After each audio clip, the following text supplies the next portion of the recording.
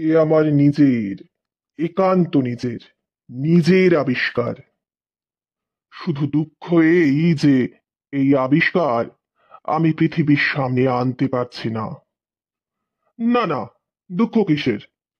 আমার আবিষ্কার যার প্রয়োজন সে ঠিক আমায় খুঁজে নেবে। না হলে অসুবিধে কি?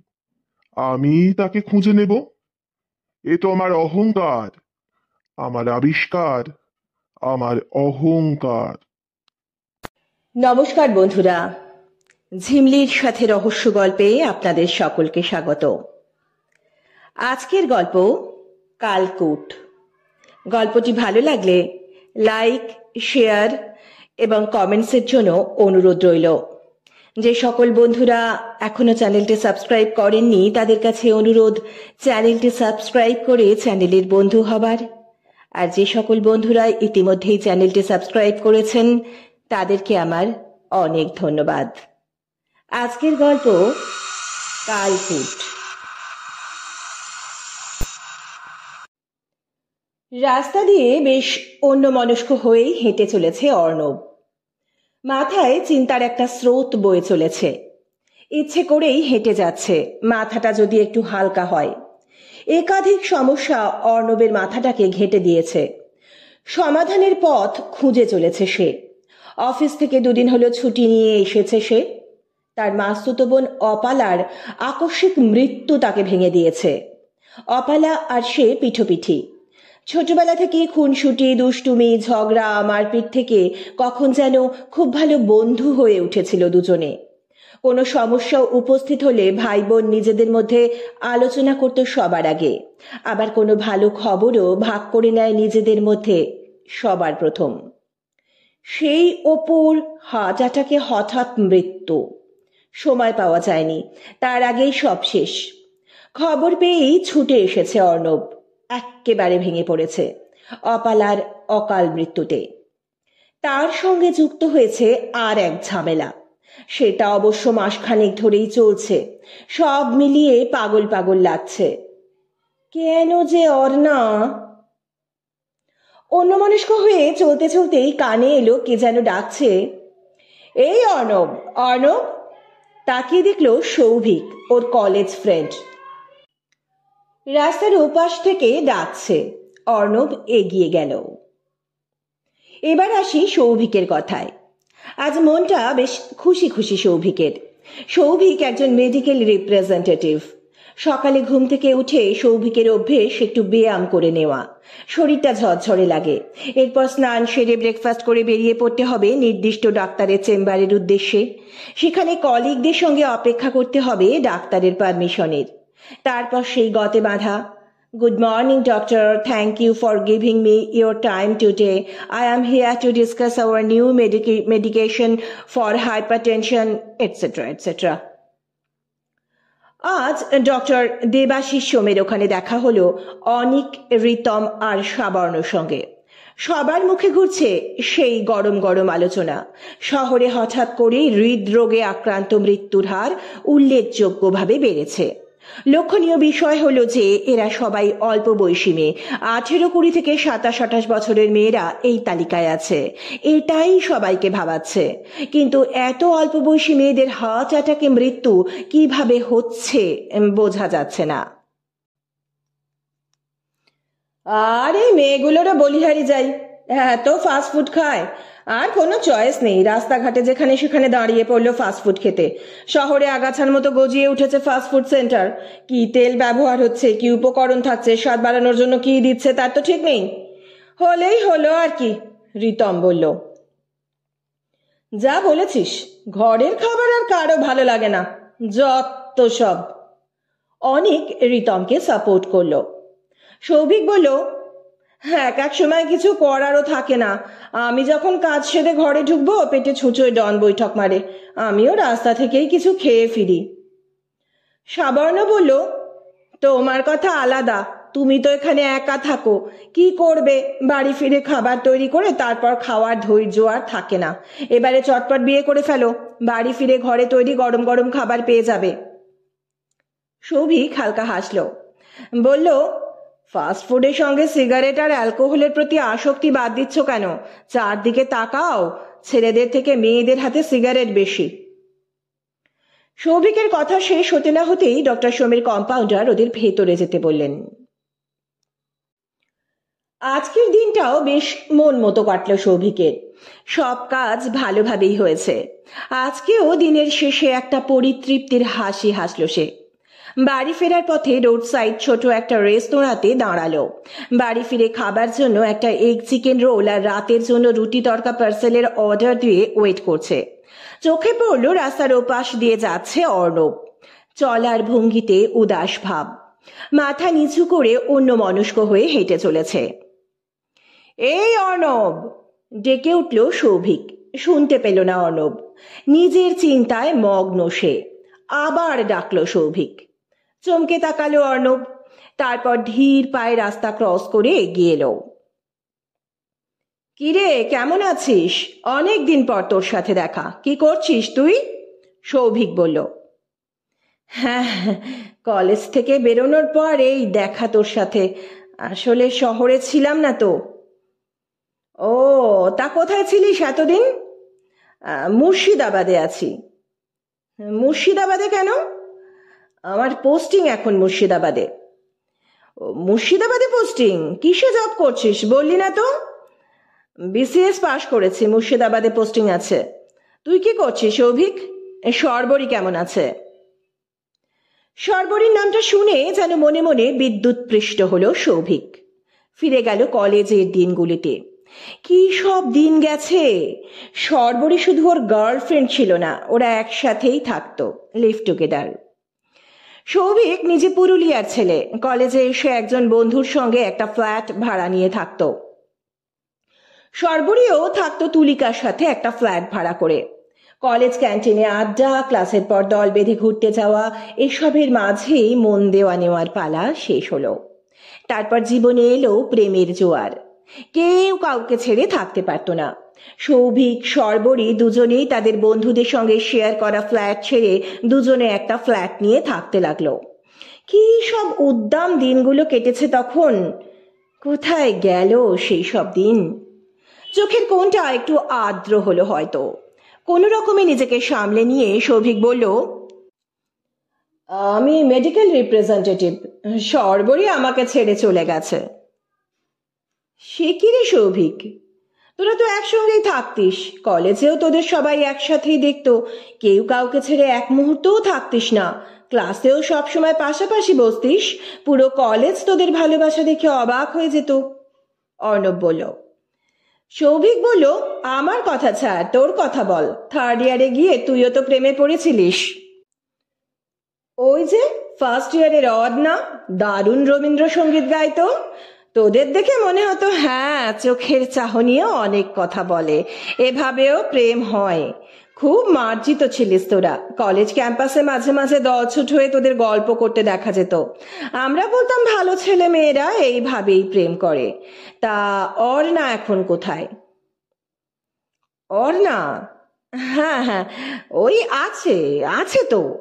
অর্ণব বলল। থাকবে তো বটেই, কোথায় আছে? তোর সঙ্গে যোগাযোগ নেই? হ্যাঁ আছে আছে, থাকবে না কেন? ওই ওই আর কি। কি ব্যাপার বলতো অর্ণব? Any problem? কোনো সমস্যা হলে আমাকে বলতে পারিস, আমি সমাধান করে দেব। অতি দুঃখেও অর্ণবের মুখে এক চিলতে হাসি দেখা দিয়েই মিলিয়ে গেল। সৌভিককে উদ্দেশ্য করে বলল, তুই কি পার্ট টাইম প্রেম আর বিবাহ সংক্রান্ত সমস্যার কনসালটেন্সি করছিস নাকি? ধুর, কি যে বলিস! বন্ধু বলে কথা, বন্ধুর সমস্যা যদি পাশে না থাকি তো কিসের বন্ধু? তোকে খুবই মন মরা লাগছে রে। না রে সৌভিক, এখন সমস্যা অর্ণা নয়। আমাদের পরিবারে একটা বড় বিপদ ঘটে গেছে। আমার মাস্তুতো বোন অপালা হঠাৎ মারা গেছে। মাসি মেশোমশাইয়ের মুখের দিকে তাকানো যাচ্ছে না। একমাত্র সন্তান, আর ওর সঙ্গে আমার সম্পর্কটাও খুব ক্লোজ। নামটা কি চেনা চেনা লাগছে সৌভিকের? হতেও পারে, একই নামে কত মানুষই তো থাকে। চিন্তাটাকে গুরুত্ব না দিয়ে জিজ্ঞেস করলো, কি হয়েছিল তোর বোনের? অ্যাক্সিডেন্ট? না রে, সুস্থ মেয়ে, হঠাৎ বুকে ব্যথা, খুব ঘাম দিচ্ছিল, বমি পাচ্ছিল, ডাক্তার ডাকার, হাসপাতাল নার্সিংহোম করার সময়ও পাওয়া গেল না। কি হয়েছে বোঝার আগে সব শেষ। ডাক্তার এসে বলল হার্ট অ্যাটাক। আমি তো ছিলাম না, খবর পেয়ে এসেছি। মোহন একদম ভালো নেই রে। কবে এসেছিস? গত পরশু সকালে এসেছি। ঘটনাটা ঘটেছে কবে? পরশুর আগের রাতে, তখন প্রায় মাঝরাত হবে। তার মানে বাড়িতেই হয়েছে? হ্যাঁ, বাড়িতেই। ঠিক আছে, তুই এখন ঠান্ডা মাথায় বাড়ি যা, সবার সাথে কথা বলে জান ঠিক কি হয়েছিল। তোকে একটা ট্যাক্সি ডেকে দি। যেভাবে চিন্তামগ্ন হয়ে হাঁটছিস, গাড়ি ঘোড়া কিছু খেয়াল করছিস না, বিপদ হতে পারে। না রে, ঠিক চলে যাব। তোর ফোন নাম্বারটা দে না, যদি কোনো দরকার হয়। মেডিকেল রিপ্রেজেন্টেটিভ যখন, তখন নিশ্চয়ই অনেক ডাক্তারের সঙ্গে চেনা জানা আছে, তোকে দরকার হতে পারে। আমার নাম্বারটা দিচ্ছি, তুই কল কর, আমি সেভ করে নেব। সৌভিক অর্ণবের নাম্বারে একটা মিসড কল দিয়ে রাখলো। এবার দেখা যাক অর্ণা কি করছে। অপালার মৃত্যু অর্ণাকে ভীষণ আঘাত দিয়েছে। অপালা প্রায় ওরই বয়সী, অর্ণবের মাস্তুতো বোন অপালা। অর্ণবের সূত্রেই ওর সঙ্গে আলাপ। খুব ভালো বন্ধুত্ব হয়ে গেছে অপালার সঙ্গে, খুব মিশুকে মেয়ে। খবরটা পেয়ে নিজেকে আর ধরে রাখতে পারেনি। যে মেয়েটার সাথে সন্ধেবেলা ফোনে কথা হলো, সেই মেয়ের কি হলো যে রাত্রিবেলা শেষ? ছুটে গেছিল অপালাদের বাড়ি। যদিও এর আগে অর্ণা ওদের বাড়ি যায়নি, অপালার সাথে ফোনে কথা হতো। অর্ণবের সঙ্গে বেরোলে মাঝে মাঝে অপালাও যোগ দিত ওদের সাথে। অর্ণা এনজয় করতো অপালার সঙ্গ। একদিন লাইব্রেরি থেকে ফেরার সময় অপালার সাথে দেখা হয়েছিল। অপালা ওর বন্ধু জুঁইয়ের সাথে বেরিয়েছিল। অপালার জোড়াজুড়িতে অর্ণা ওদের সঙ্গে গিয়েছিল। প্রায় ঘন্টা দুয়েক আড্ডা দিয়ে ডিনার খেয়ে বাড়ি ফিরেছিল সেদিন। তখনই জুঁইয়ের সাথেও ফোন নাম্বার আদান প্রদান হয়েছিল। জুঁই খবরটা দিল অর্ণাকে। অর্ণা যখন গেছিল তখন অর্ণবকে ওখানে দেখতে পায়নি। হ্যাঁ, একদিক দিয়ে ভালোই হয়েছে, দেখা হলে কি বলতো। বেশ কিছুদিন ধরেই ওদের সম্পর্কে একটা টানা পোড়েন চলছে। অর্ণব চাকরি পাওয়ার পর থেকেই বিয়ের জন্য চাপ দিচ্ছে। ওর বাড়ি থেকে নাকি চাপ আছে, ওর পোস্টিং এই শহরের বাইরে, একা একা থাকা খাওয়ার কষ্ট, তাই যত শীঘ্র সম্ভব বিয়ে দিতে চাইছে। অর্ণবও তাই চাইছে, কিন্তু অর্ণা স্লেটের জন্য প্রিপারেশন নিচ্ছে, মাস্টার্সে ইউনিভার্সিটি টপারও। এতটা এগিয়ে স্বপ্ন পূরণ না করলে চলে? অর্ণব বুঝিয়ে যাচ্ছে বিয়ের পরও ও স্লেটের জন্য প্রিপারেশন নিতে পারবে, কিন্তু অর্ণা জানে সব সুযোগও পাবে না। অর্ণবের সঙ্গে এই শহর ছেড়ে গেলে লাইব্রেরির সুবিধা পাবে না। যদিও এখন ইন্টারনেটের যুগ, তবুও বিশেষ কিছু ক্ষেত্রে বইয়ের সাহায্য নিতেই হয়। আর আছে প্রয়োজনে প্রফেসরদের সঙ্গে ডাইরেক্ট কথা বলা। আর বাবা মায়ের কাছে সব ছেড়ে নিশ্চিন্তে যেমন পড়াশোনা করা যায়, বিয়ে হলে কি আর তেমনটা হয়? বিয়ে হলে দায়িত্ব নিতেই হয়। অর্ণার তাতে আপত্তি নেই, শুধু বিয়ের আগে নিজের লক্ষ্যকে ছুঁতে চায় সে। তার অ্যাম্বিশন অধ্যাপিকা হওয়া। অর্ণব বিয়ের জন্য চাপ দিচ্ছে বলে অর্ণবের ফোন রিসিভ করছে না ও, কিন্তু তাতেও অর্ণা ভালো নেই। অর্ণবের সঙ্গে এই মনোমালিন্য ওর পড়াশোনায় ব্যাঘাত ঘটাচ্ছে। এই নিয়ে অপালার সঙ্গেও কথা হয়েছে অর্ণার। হঠাৎ করে কি যে হয়ে গেল, বাড়িতে ফিরেও হাত পা কাঁপছিল অর্ণার। একটা 24-25 বছরের মেয়ে, যার সামনে গোটা জীবনটা পড়ে আছে, সব শেষ। কিছুতেই বিশ্বাস হচ্ছে না ওর। সারাটা দিন কিচ্ছু খেতে পারেনি, কিচ্ছু করতেও পারেনি, চোখ বুজে শুয়েছিল শুধু। ঘুম আসেনি, একটা ঘোরের মধ্যে পড়েছিল। 2 দিন কোথা দিয়ে কেটে গেল বুঝাও গেল না। আজকে একটু সামলে উঠেছে সে। সন্ধেবেলা মা কড়া করে চা করে নিয়ে এলো, মাথায় একটু হাত বুলিয়ে চলে গেল। চায়ে চুমুক দিতেই মোবাইলটা বেজে উঠল। অর্ণা তাকিয়ে দেখলো অর্ণব কলিং। কলটা রিসিভ না করে পারল না আজ আর। এই বিপদের দিনে তো আর সরে থাকা যায় না। হ্যালো অর্ণা, পরশু তোকে অপালাদের বাড়িতে দেখলাম। তুই অবশ্য আমায় দেখতে পাসনি, জুঁইয়ের সঙ্গে এসেছিলিস। তোকে খুব নার্ভাস লাগছিল। জুঁই বলল বাড়ি গিয়ে তোর স্বাভাবিক হতে অনেক সময় লেগেছে। আমিও ভেঙে পড়েছি রে, একবার দেখা করবি আমার সাথে? অর্ণা রাজি হয়ে গেল। এই রকম মানসিক পরিস্থিতিতে দুজনেরই দুজনকে পাশে দরকার। পরের দিন ওরা দেখা করলো ওদের পুরনো জায়গায়। শহরের মধ্যেই, কিন্তু শহরের কোলাহল থেকে একটু আড়ালে। অনেকদিন পর দেখা হওয়ার প্রাথমিক বিহ্বলতা কাটিয়ে ওঠার পর ওদের আলোচনাতে অপালার প্রসঙ্গই উঠে এলো।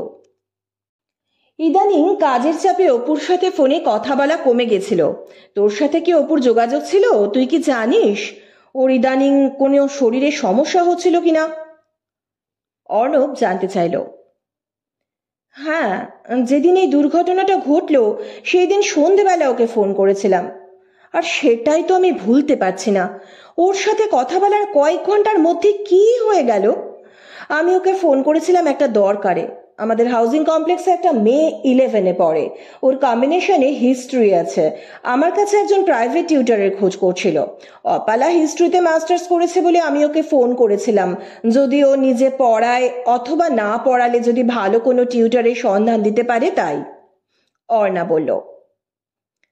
তা কি বললো অপু? বললো পরে জানাচ্ছে, একটু বাইরে আছে। বাইরে কোথায় জানিস?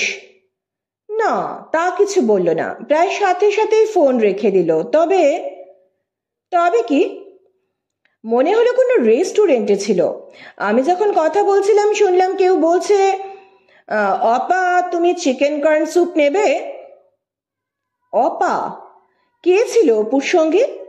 আচ্ছা, আর কোনো কথা শুনেছিস যেটা থেকে বোঝা যায় অপু কার বা কাদের সাথে ছিল? না, আর কিছু শুনিনি। ওই একটা মাত্র কথা হলো তো। তুমি তোমার মাসি মেসোমশাইকে জিজ্ঞেস করেছো? হ্যাঁ করেছি। এত কাছে মাসি যে কিছুই বলতে পারছিল না। তারপর বলল ওই দিন দুপুরে খাওয়া দাওয়ার পর বেরিয়েছিল, বলেছিল ইউনিভার্সিটি যাচ্ছে। ওদের 5টা মেয়ের একটা গ্রুপ ছিল। ওই দিন দুপুরে নাকি ওদের ইউনিভার্সিটিতে দেখা করার কথা ছিল। অনেক দিন দেখা হয় না। দুজনের বিয়ে হয়ে গেছে। ওরা শ্বশুর বাড়ি থেকে এসেছিল, পরদিন চলে যাবার কথা ছিল। বাকি দুজন একটা প্রাইভেট স্কুলে টিচার হিসেবে জয়েন করেছে, তাই 5 জন মিট করার কথা ছিল। অর্ণব বলল। আচ্ছা, ওরা দেখা করার পর কি রেস্টুরেন্টে গেছিল? কিন্তু তুমি তো বলছো 5 জন মেয়ের মিট করার কথা ছিল। আমি কিন্তু একটা ছেলের গলা শুনেছি যে বলছিল, অপা তুমি চিকেন কর্ন স্যুপ নেবে। হ্যাঁ, হতে পারে ওদের অন্য কোনো বন্ধুর সঙ্গে দেখা হয়েছিল, সবাই মিলে রেস্টুরেন্টে গিয়েছিল। অর্ণব বলল। হতে পারে, কিন্তু বন্ধুরা সাধারণত নিজেদের তুমি সম্বোধন করে না। আচ্ছা, ওরা কেউ অপালার এই খবর পায়নি? দেখা করতে আসেনি ওই 5 জন বন্ধুর কেউ? দেখা তো অনেকেই করতে এসেছিল, তার মধ্যে কারা ওই বন্ধু তা তো জানি না। অর্ণব বলল। যাই হোক অর্ণব, তুমি দেখো তো ওই 5 জনের কারো ফোন নাম্বার মাসিমার কাছে আছে কিনা। তাহলে অপালা ওই দিন সন্ধেবেলা ঠিক কোথায় কাদের সাথে ছিল জানা যাবে। সে তো আমি অপুর ফোন থেকেই পেয়ে যাব। ওই দিন নিশ্চয়ই কল করেছিল। ঠিক আছে, আজ তাহলে আমরা উঠি। অর্ণা বলল। বললি না তো অপুর শরীরে কোনো সমস্যা হচ্ছিল কিনা জানতিস? না, সেরকম তো কিছু বলেনি, আরো যথেষ্ট প্রাণ চঞ্চল ছিল। ঠিক আছে, চল তোকে একটু এগিয়ে দিয়ে আসি। অপালাকে ওর কমপ্লেক্সের সামনে নামিয়ে দিয়ে অর্ণব ওর মাসির বাড়িতে গেল। ওর মনটা যেন ঠিক মানছে না। একটা সুস্থ সবল মেয়ে, কোনো বড় রোগ নেই, কোনো নেশা করে না, হঠাৎ কি করে হার্ট অ্যাটাক হলো? মাসির বাড়িতে ঢুকে কিছু প্রাথমিক কথাবার্তার পর অর্ণব অপালার মোবাইল ফোনটা মাসির কাছে চাইল। অপালার মা চোখের জল ফেলতে ফেলতে আলমারি খুলে মোবাইল ফোন বার করে দিলেন। অর্ণব জানতো অপালার মোবাইল আনলক করার প্যাটার্ন। মোবাইলটা আনলক করে নিয়ে কল লিস্ট চেক করতে গিয়েই চমকে গেল ও। মুখ তুলে বলল, মাসি, অপালা সেদিন যে বন্ধুদের সঙ্গে দেখা করতে গেছিল তাদের তুমি চেনো? ওই দুর্ঘটনার দিন ওরা এসেছিল? দেখ, চিনি বলতে নাম জানি। ইউনিভার্সিটির বন্ধুরা কেউ বাড়িতে আসেনি কোনোদিন। ওদের আড্ডা ইউনিভার্সিটি ক্যাম্পাস আর ক্যান্টিনেই স্বচ্ছন্দ ছিল। সেদিন যাবার সময় ওদের নাম আর ফোন নাম্বার আমার ডায়েরিতে লিখে দিয়ে গিয়েছিল অপু। কোথাও গেলে আমাকে ঠিক বলে যেত যাতে চিন্তা না করি। ওই দিন এসেছিল কিনা খেয়াল করার মতো মনের অবস্থা আমার ছিল না রে। ঠিক আছে, ডায়েরি থেকে ওদের নাম আর ফোন নাম্বারগুলো দাও তো। দিচ্ছি, কিন্তু কি হয়েছে রে বুনু? অর্ণবকে উনি বুনু বলেই ডাকেন। একটু দরকার আছে, দাও, পরে বলবো কেন নিলাম। আর মাসি, আমি আগামীকাল একটু মুর্শিদাবাদ যাচ্ছি। বহরমপুরে ডিস্ট্রিক্ট ম্যাজিস্ট্রেটের অফিসে কিছু কাজ আছে, 3 দিনের মধ্যেই আবার ফিরছি। আর আমি অপুর মোবাইল ফোনটা সঙ্গে করে নিয়ে গেলাম। বাড়ি ফিরে এসে অর্ণব দেখল ঘড়ির কাঁটা রাত 9টা ছুঁয়েছে। মাকে 1 কাপ চা দিতে বলে অর্ণব মাসির কাছ থেকে নেওয়া নাম্বারগুলোর থেকে একটাতে কল করলো অপালার মোবাইল থেকে। ওপাশ থেকে ভেসে এলো একটা সুরেলা কণ্ঠস্বর। হ্যালো, কি রে অপালা, কি খবর? সেদিন তো আড্ডা অর্ধ সমাপ্ত রেখেই চলে গেলি। খুব মিস করছিলাম তোকে। তোর ওই কথায় কথায় হেসে গড়িয়ে পড়া না থাকলে আড্ডার মজা থাকে না। আবার মা বাবার কাছে গেলে সবাই মিট করব, অনিকে বলবো যেন ও ওই সময় বাড়ি আসে। হ্যালো, আমি অপালার দাদা কথা বলছি। আপনাকে একটা খবর দেওয়ার আছে। অপালা আর আমাদের মধ্যে নেই। আপনাদের সঙ্গে যেদিন দেখা করতে গেছিল সেদিন রাত্রেই সব শেষ হয়ে গেছে। কি বলছেন কি আপনি? ওর তো কোনো দাদা নেই, ওর ফোন চুরি হয়নি তো? আপনি মশকরা করছেন না তো? আমি ওর মাস্তুতো দাদা। খবরটা ঠিক কিনা আপনি না হয় পরে কনফার্ম করে নেবেন। এখন কাইন্ডলি আমার কিছু প্রশ্নের উত্তর দেবেন। কিছু জিনিস জানা খুব দরকার বলে মনে হচ্ছে আমার। হ্যাঁ বলুন, জানা থাকলে নিশ্চয়ই বলবো। আচ্ছা, অপালার কি হয়েছিল? Heart attack. হঠাৎ করেই বুকে ব্যথা, প্রচন্ড ঘাম দিচ্ছিল, সময় দেয়নি। ওইটুকু মেয়ের যে হার্ট অ্যাটাক হতে পারে সেটাই কেউ তখনও ভাবেনি। যা বলছিলাম, আপনি বলছিলেন অপু আড্ডা অর্ধ সমাপ্ত রেখেই চলে গেছিল। তখন কটা বাজে? তখন এই বিকেল 4টে হবে। অপু কেন চলে গেল কিছু জানেন? হ্যাঁ, ওর একটা ফোন এসেছিল, ও পরে যাবে বলছিল। তারপর ওপাশ থেকে কিছু কথা শোনার পর চলে গেল, বলল খুব দরকার, পরে কথা হবে। আমি তো পরের দিন ভোরবেলায় বেরিয়ে আসি শ্বশুর বাড়ি ফেরার জন্য। এসে আর ফোন করা হয়নি। কে ফোন করেছিল সেদিন জানেন? না, জিজ্ঞেস করার সময় পেলাম না। ও খুব তাড়াহুড়ো করে চলে গেল। ওর ফোনের কল রেকর্ড চেক করলে পেয়ে যাবেন কে কল করেছিল। সেখানেই তো মুশকিল। অপুর ফোনের কল রেকর্ড ডিলিট করা রয়েছে। আপনার নাম্বার আমি আমার মাসির কাছ থেকে পেয়েছি। আর একটা কথা, আপনারা কোথায় বসে গল্প করছিলেন? কোনো রেস্টুরেন্টে? না না, আমরা ইউনিভার্সিটি ক্যাম্পাসে বসেই গল্প করছিলাম। ওখানেই আমরা বরাবর কমফোর্টেবল। ও আচ্ছা, নমস্কার, পরে দরকার হলে আবার ফোন করব। ফোনটা রেখেই উত্তেজিত হয়ে উঠল অর্ণব। কে ফোন করে ডেকে নিয়ে গিয়েছিল অপুকে? সেই কি অপুর কল রেকর্ড ডিলিট করে দিয়েছিল, নাকি অপু নিজেই করেছিল? অপুর মৃত্যুর সঙ্গে কি এই ব্যক্তির কোনো যোগ আছে, নাকি নেহাতি কোইন্সিডেন্স? অপুর অজান্তেই ওর শরীরে কি বাসা বেঁধেছিল কোনো মারণ রোগ? বাধা না পেয়ে সেই অসুখ কি চরম আঘাত হানল অপুর হৃদয়ে? এরকম অনেক প্রশ্নের উত্তর খুঁজতে খুঁজতে হঠাৎ ওর মাথায় একটা সম্ভাবনার কথা এলো। আর যথেষ্ট রাত হয়েছে বুঝেও ও কল করলো অর্ণাকে। হ্যালো, হ্যাঁ অর্ণব, বলো। অর্ণা, তুই কি জানিস অপু কি কোনো রিলেশনে জড়িয়েছিল? তোকে কিছু বলেছিল? অর্ণা, তুই কি জানিস অপু কি কোনো রিলেশনে জড়িয়েছিল? তোকে কিছু বলেছিল? না তো, আমাকে তো কিছু বলেনি। তুমি কি কিছু জানতে পারলে? না, সেরকম কিছু নয়। তবে সেদিন ও ওর ইউনিভার্সিটির বন্ধুদের আড্ডায় শেষ পর্যন্ত ছিল না। একটা ফোন পেয়ে ও বিকেল 4টেতেই চলে যায়। আমি ওর একজন বন্ধুকে ফোন করে জানলাম, সেদিন তুই যখন সন্ধেবেলা ফোন করেছিলি ওকে, কেউ ওকে চিকেন কর্ন স্যুপ নেওয়ার কথা বলছিল। আর সে একজন ছেলে ছিল, তাই এই সম্ভাবনার কথা মাথায় এলো। আর একটা ব্যাপার কি জানিস, অপুর ফোনের কল রেকর্ড ডিলিট করা রয়েছে। এভাবে তো কেউ কল রেকর্ড ডিলিট করে না, তাই বিষয়টা আমাকে ভাবাচ্ছে। অপালা একসময় রিলেশনে ছিল স্কুলে পড়তে পাড়ার একটি ছেলের সঙ্গে, কিন্তু সেটাও 7 বছর আগে কেটে যায়। ছেলেটি কলেজে গিয়ে অন্য একটি মেয়ের সাথে জড়িয়ে পড়ে অপালাকে ছেড়ে দিয়েছিল। তারপর অপালা আর কোনো রিলেশনে জড়ায়নি। যাই হোক, তুই কিছু জানতে পারলে আমায় কল করিস। আমি কাল ভোরে মুর্শিদাবাদ যাচ্ছি। বহরমপুরের ডিস্ট্রিক্ট ম্যাজিস্ট্রেটের অফিসে কিছু কাজ আছে, সেগুলো মিটিয়ে দিন দুয়েকের মধ্যে ফেরার ইচ্ছা আছে। তুই সাবধানে থাকিস। পরের দিন ভোরে মুর্শিদাবাদের উদ্দেশ্যে বেরিয়ে পড়ল অর্ণব। অফিস থেকে কিছু প্রয়োজনীয় ডকুমেন্টস নিয়ে আসতে হবে বহরমপুরে। কাগজগুলো নিয়ে ঠিক সময়ে পৌঁছে গেল ডিস্ট্রিক্ট ম্যাজিস্ট্রেটের অফিসে। ভাগ্য সহায়, কাজ শেষ হতে যতটা সময় লাগবে ভেবেছিল তার অনেক আগেই কাজ শেষ হলো। বহরমপুরের অফিস থেকে বেরিয়ে কি যেন মনে পড়ে গেল অর্ণবের। একটা স্মৃতি, কলেজ জীবনের স্মৃতি। কলেজ থেকে একবার মুর্শিদাবাদ আসা হয়েছিল বেড়াতে।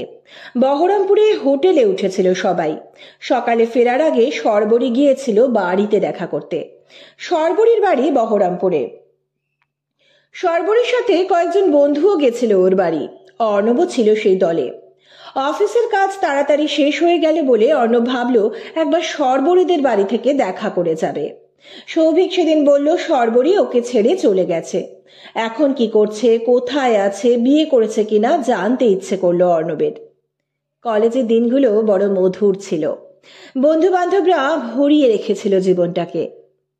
এইসব ভাবতে ভাবতে কখন যেন পৌঁছে গেছে সরবরিদের বাড়ির গেটে।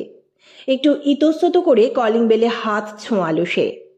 সুরেলা টুংটাং শব্দ শেষ হবার একটু পরে যিনি দরজা খুললেন তিনি সরবরির মা। চিনতে অসুবিধে হলো না অর্ণবের, কিন্তু তিনি অর্ণবকে চিনতে পারেননি। একবার মাত্র কয়েক মিনিটের জন্য দেখেছিলেন। হাত জোর করে নমস্কার করে নিজের পরিচয় দিতে ওনার মুখ অন্ধকারাচ্ছন্ন হলো। তাও ভেতরে নিয়ে গেলেন অর্ণবকে। আর ভেতরে গিয়েই ভীষণ চমকে উঠল সে। ঘরের দেওয়ালে বড় করে বাঁধানো সরবরির ফটোতে মালা দেওয়া আছে। সরবরির মা চোখে আঁচল চাপা দিলেন। অর্ণব বাকরুদ্ধ। বেশ কিছুটা সময় পর একটু স্বাভাবিক হলে সরবরির মায়ের সাথে কথা বলে অর্ণব জানল মাস্টার্স করতে করতেই ইহলোকের মায়া ত্যাগ করে সরবরি। কি হয়েছিল মাসিমা? আমরা কিছুই জানি না গো। ও যে মেয়েটার সঙ্গে ফ্ল্যাট শেয়ার করেছিল সে বলল সেদিন রাতের দিকে হঠাৎ শ্বাসকষ্ট শুরু হয়। প্রচন্ড ঘাম দিচ্ছিল আর বুক চেপে বসেছিল। মাত্র কিছুটা সময়, ডাক্তার আসার আগেই সব শেষ। Heart attack. কতদিন বাড়ির বাইরে, কোথায় কি খেত তাও তো জানি না। ওইটুকু মেয়ের হার্ট অ্যাটাক! হায় ঈশ্বর! অর্ণব আর কিছু জিজ্ঞেস করতে পারছিল না, তবু অনেক কষ্টে বলল, মাসিমা, সরবরি যে মেয়েটির সাথে ফ্ল্যাট শেয়ার করত তাকে আপনি চেনেন? চিনি বলতে সরবরি নাম ফোন নাম্বার দিয়ে রেখেছিল। ওগুলো এখনো আছে আপনার কাছে? আছে বোধহয়। লাগবে তোমার? হ্যাঁ, একটু দেখুন না। সরবরির মায়ের কাছ থেকে নাম ফোন নাম্বার নিয়ে অর্ণব আর এক মুহূর্ত দেরি করলো না। ফোন করলো অর্ণাকে। অর্ণা, তোর কলেজে আমাদের ইয়ারের সরবরিকে মনে আছে? হ্যাঁ, কেন? জানিস, সরবরিও আর নেই। আর ওর মৃত্যুটাও অপুর মতন একই রকম মনে হচ্ছে। সরবরি যার সাথে ফ্ল্যাট শেয়ার করতো তার নাম ফোন নাম্বার তোকে দিচ্ছি, তুই একটু কথা বলে দেখ সে এখন কোথায় থাকে, আর ব্যবস্থা করে রাখ যাতে তার সাথে কালকেই দেখা করা যায়। কি করে করবি সেটা তোর দায়িত্ব। আমি কাল তোকে নিয়ে সেখানে যাব। আমি এক্ষুনি ফিরে আসছি, এখানে আমার কাজ হয়ে গেছে। সে না হয় হলো, কিন্তু সরবরিদি সৌভিকদার সঙ্গে ফ্ল্যাট শেয়ার করতো না? হ্যাঁ, কলেজে তো তাই জানতাম। পরে সরবরি সৌভিককে ছেড়ে চলে গিয়েছিল। সৌভিকের সঙ্গে এর মধ্যে একদিন দেখা হয়েছিল, ওই বলল পরে হয়তো মাস্টার্স করার সময় সরবরি এই মেয়েটির সঙ্গে ফ্ল্যাট শেয়ার করতো। ঠিক আছে অর্ণব, আমি ব্যবস্থা করছি, তুমি এসো। পরের দিন অর্ণব আর অর্ণা পৌঁছে গেল সেই ঠিকানায়, যে ঠিকানাটা অর্ণা ফোন করে পেয়েছিল। মেয়েটির নাম মিত্রা। মিত্রা ওদের বিকেল 5টার সময় দিয়েছিল দেখা করার জন্য। মিত্রা ওদের কলিং বেলের আওয়াজ শুনে দরজা খুলে ওদের আপ্যায়ন করে ঘরে বসালো। কথা শুরু করতে বেশি সময় নিল না অর্ণব। বলল, মিত্রা, আপনার সঙ্গে ফ্ল্যাট শেয়ার করতো যে শর্বরী, ও আমার কলেজের বন্ধু ছিল। ও কিভাবে মারা যায় সেটা আমি ওর মায়ের কাছে জেনেছি। আপনি কি বলতে পারেন যেদিন এই দুর্ঘটনা ঘটেছিল সেদিন ও সারাদিন ফ্ল্যাটে ছিল, না ইউনিভার্সিটি গেছিল, নাকি অন্য কোথাও গেছিল? হ্যাঁ, পারি। ওটা কোনো কারণে একটা ছুটির দিন ছিল। আমি তখন কলেজে, আমারও ছুটি ছিল। একটা ফোন আসে শর্বরীদির, খুব চেঁচামেচি করছিল, রাগারাগি করছিল। যে ফোন করেছিল কোথাও যাওয়ার কথা বলছিল মনে হয়। রাগারাগি করে তারপর শর্বরীদি রাজি হয়েছিল, বিকেলে বেরিয়েছিল। ফিরে এসে রাতে ওই ঘটনা ঘটে। মিত্রা, আপনি কি বলতে পারেন শর্বরীকে কে ফোন করেছিল? আপনি জানেন শর্বরী কোনো রিলেশনে ছিল কিনা? তা তো আমি বলতে পারবো না। আচ্ছা মিত্রা, কোনো কথা যেটা থেকে ওই ব্যক্তির পরিচয় আন্দাজ করা যেতে পারে? হ্যাঁ হ্যাঁ, মনে পড়েছে। কথার মাঝখানে একবার বলেছিল শর্বরীদি, আজ আমার বেরোতে ইচ্ছে করছে না, সামনেই ইন্টারনাল, আমাকে ইনসিস্ট করো না বিকি। এইটুকু শুনেই অর্ণা আর অর্ণব একটু চোখাচোখি করলো। তারপর মিত্রকে ধন্যবাদ দিয়ে বেরিয়ে পড়লো। বাইরে বেরিয়ে অর্ণা বলল, এখন কি করবে? অর্ণব বলল, প্রথমে তোকে তোর কমপ্লেক্সের সামনে নামাবো, তারপর প্রতাপকে ফোন করব। ওর এখন লোকাল থানাতেই পোস্টিং আছে, তারপর ও যা বলবে সেই মতো কাজ হবে। না না না, আমি এখন বাড়ি যাব না, তোমার সঙ্গেই থাকবো। এক্কেবারে না অর্ণা, সিচুয়েশন বুঝতে পারছি না, পরে সব বলবো যে কি হলো, এখন বাড়ি ফালা। তোর না পড়াশোনা আছে? অর্ণাকে নামিয়ে দিয়ে সৌভিক ফোন করলো প্রতাপকে। প্রতাপ সব শুনে ওকে বলল, তুই ফোন নাম্বারটা দে, আর তুই পৌঁছে গিয়ে ওখানে আটকে রাখ, আমরা যাচ্ছি। অর্ণব প্রতাপকে ফোন নাম্বার শেয়ার করে নিজেই ফোন করলো ওই নাম্বারে। হ্যালো, বাড়ি আছিস? আসছি। মনটা ভালো নেই, ভাবলাম তোর সাথে একটু সময় কাটালে ভালো লাগবে। ওপাশ থেকে গ্রিন সিগন্যাল পেয়েই পৌঁছে গেল নির্দিষ্ট ঠিকানায়। ওয়েলকাম অর্ণব, তোর ফোন পেয়ে কি যে ভালো লাগছিল। কতদিন কারোর সাথে আড্ডা মারা হয় না, শুধু কাজ আর কাজ। আজ লম্বা আড্ডা দেব, এখানেই ডিনার করে যাবি কিন্তু, বস। বলতে বলতে অর্ণবের দিকে একটা কোল্ড ড্রিঙ্কসের গ্লাস এগিয়ে দিল। অর্ণব গ্লাসটা হাতে নিয়ে ঘরের চারদিক দেখছিল। কিরে, খা। বলতে বলতে বাইরে কলিং বেলের আওয়াজ। এখন আবার কে এলো? খাবার দিতে আসার কথা তো 8:30টায়। উঠে গিয়ে দরজা খুলতেই ভেতরে ঢুকে এলো পুলিশ, আর দুই চোখে ভস্ম করে দেওয়া দৃষ্টি নিয়ে অর্ণবের দিকে ঘুরে তাকালো সৌভিক। হ্যাঁ, সৌভিককে ওই নামেই ডাকতো শর্বরী, ভিকি। এটা কলেজে সবাই জানতো, তাই অর্ণব আর অর্ণার বুঝতে সময় লাগেনি শর্বরীকে কে ডেকে নিয়ে গিয়েছিল। দুদিন পর প্রতাপকে বলে থানায় সৌভিকের সাথে দেখা করে অর্ণব। এটা কেন করলি সৌভিক, কিভাবে করলি? প্রথমে স্বীকার না করলেও পুলিশি জেরায় সব স্বীকার করেছে ও। 2 বছর সৌভিকের সাথে থাকার পর শুধু ভালো লাগছে না বলে ওকে ছেড়ে চলে গেল শর্বরী। শর্বরীর পায়েও পড়েছে সৌভিক, ওকে ছেড়ে বাঁচার কথা ভাবতেই পারছিল না সে, কিন্তু তাও মানল না শর্বরী। বিএসসি কমপ্লিট করে সৌভিক প্রথমে একটা ফার্মেসিতে জয়েন করেছিল। ওখানেই দেখেছিল কিভাবে কোন রাসায়নিক দিয়ে ওষুধ প্রস্তুত করা হয়, কোনটার মাত্রা কেমন, কোনটার গুণ দোষ কি।